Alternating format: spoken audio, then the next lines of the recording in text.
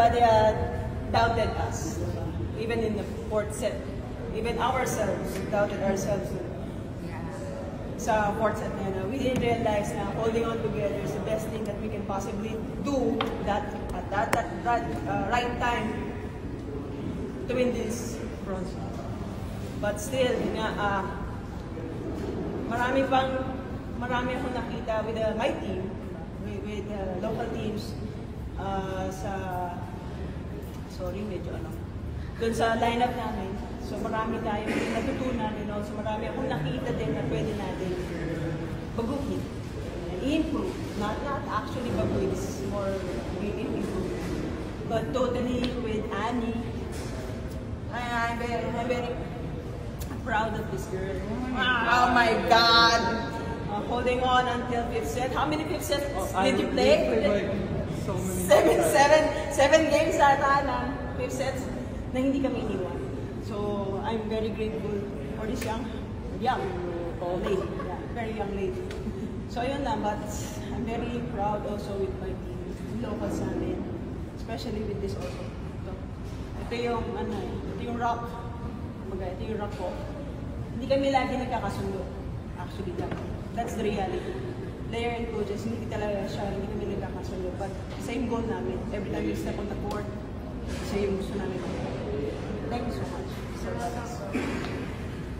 In this game, you had 36 points and 12 receptions. In the fourth set, you guys were down against 9-18, and in the fifth set, it was also an extended match. I guess what was just going through your head doing that time? You guys eventually got the victory. In the fourth set, I thought it was over. I kind of was for us preparing to just finish. And then all of a sudden we were winning. I don't even think we expected that. Did we? It was a shot for even ourselves. And then in the fifth set, I think we started to try to fight more and want to actually show what we can do.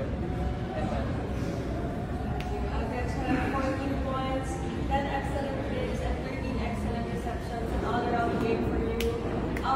Sa side ng players, paano nila ba na-maintain yung kapit, especially yung time game na to against them? Yun nga, parati kong nare-remind sa teammates ko, especially yung mga pioneer na hindi bago sa amin lahat ng mga situation. Kasi parang this past few games, parang hindi kami yun. Kasi bumibitaw kami. Sabi ko, ibalik natin yung kahit hindi na maganda yung nangyayari, kumakapit pa rin kami sa isa't isa. And also, I guess, yun nga, parati kong pinag-prepare na, Lord, give me strength, give our coaches focus, and para may magandang desisyon, and also para ma-lead ko yung team ko paano kumapit sa mga ganong sitwasyon. Coach, hindi man nakuha yung finals, pero gano'ng kalaking bagay para sa inyo na nasa podium pa rin yung akari with this bronze medal? Actually, to be honest, parang sabi nila parang cheesy masyado the bronze, parang sweeter than getting a championship. Pero this time, yung pagkapanalo namin with this match, hindi biro na para sabihin lang let go lang these emotions. Hindi biro na para hindi ko ma-appreciate na nakikita mo. But with this team na nakita natin holding on together, ang laki ng appreciation ko sa kanila. And even sweeter talaga itong bronze medal para sa akin. Siguro parang for me, it's really a big thing sa amin kasi marami na sa amin na nagda-down, and also yung team kasi namin parang kailangan may marami pang dapat improve. So eto malaking bagay to sa amin, stepping stone as para mag-mature. Annie, you've always been a very calm person coming off the board. But how were the emotions during that fifth set, especially during that back and forth? In the fifth set, I was really, really nervous. It was so tight. I don't know, I think I was the most nervous, but maybe I'm not showing it, but I'm feeling it. I'm feeling it. And I'm seeing it. I'm feeling it also. I kept talking to you. Yeah, they were helping. She was helping me. Annie. Any one more point. So yeah, I was really very nervous, but we did it. And familiar ka sa ganitong set, days, yung TLBB sets that room. So ikaw parang nakatulong ba na, parang na-experience mo na rin ito dati, kaya mas naging composed ka rin siya? Yes po, kasi yun nga yung last game kasi, I could say na more on emotions. We could have get that kung hindi namin pinairal yung emotions namin, and also yung pagiging impatience namin. Yun yung parating nare-remind ng coaches sa amin. So kanina, every time na dikdikan yung laban, I always gather them and, relax lang, hindi pa tapos. Saka tayo mag-celebrate pag tapos na, para kalmado lang and mas nagagalaw namin yung maayos during crucial point. Congrats sa podium All Filipino, podium ulit ngayong Rainforest. So can you describe lang or reflect on the past year para sa Akari? I guess mas nag-improve kami lalo ngayon. Yun nga, sabi ni Coach Tina, marami siyang naitulong sa amin, especially the culture and paano mag-disiplina sa bawat isa. Thank you. Ayun nga, Coach Tina. Ano kami na, aso pusa. Ayun nga, Coach. We're like Tom and Jerry. Yes. Yun nga po, yung entry niyo po sa Akari, podium agad, podium. So, every coaches has yung vision, right? Every coach has a vision. And every time, sorry, medyo ano na, kasi and every time, or every game, I always remind them na this is our last game to push lagi. Very passionate kasi ako magturo. And also very passionate din yung approach ko sa kanila. So yung mission and vision ng coaches namin, yung sa Akari, iisa. So I'm very thankful and blessed na sila yung reason kung bakit namin nakuha yung gold. Diba?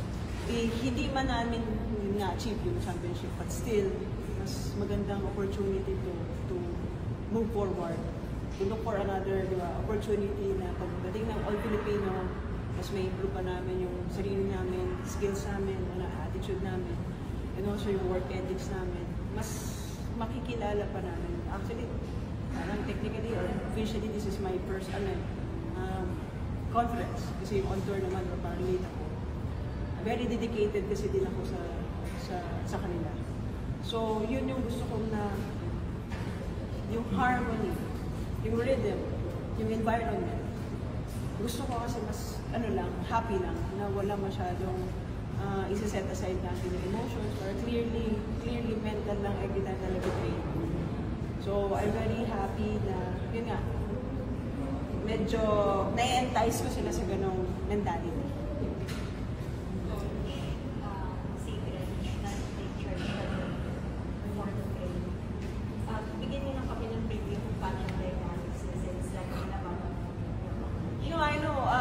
Rachel kasi even before naman, di ba, alam natin kaya nga siyang Lady Beast. Yun ang yung tiwala. So, yung moniker na yun, hindi yun mawawala. Nasa kanya. Yung ganun kalaki yung tiwala ko sa kanya. Kung nagdadal siya sa sarili niya, hindi siya na-appreciate ng ibang tao. Ako kahit na di ba, the last time, medyo nag-away kami ito. She had one point. Nag-away kami niya. Medyo nagkaroon kami ng disagreement with that. Pero sooner or later, she realized na parang naman, diba? So parang, I'm not here to make you, I'm not here to be friends. Yung sinabi ko sa kanya. Kaya kailangan talaga may tigpupush. So hanggat maaari, tutulak at tutulak. So kaya, medyo ba na kami. Pero we're good. Wala namang problema sa akin. Hanggang ganun lang yan. Support lang yan. And after that, wala na. Ato, Ani, if you would wrap up or reflect on your Steve Akari, how and can we expect you in another conference here? Yeah, I would love to come back. I hope I can come back to Akari. Why are you looking at us? I'm not surprised. Yeah, I would love to come back here. I really had the best time here. The relationship with the girls, the staff, the coach loves me. Glory. Thank you, honey. I'm very thankful. So am I. I'm really thankful to be here, and I'm just so happy I got to experience this. And I really have. I've said this so many times, but I've had the best time here, and I want to come back.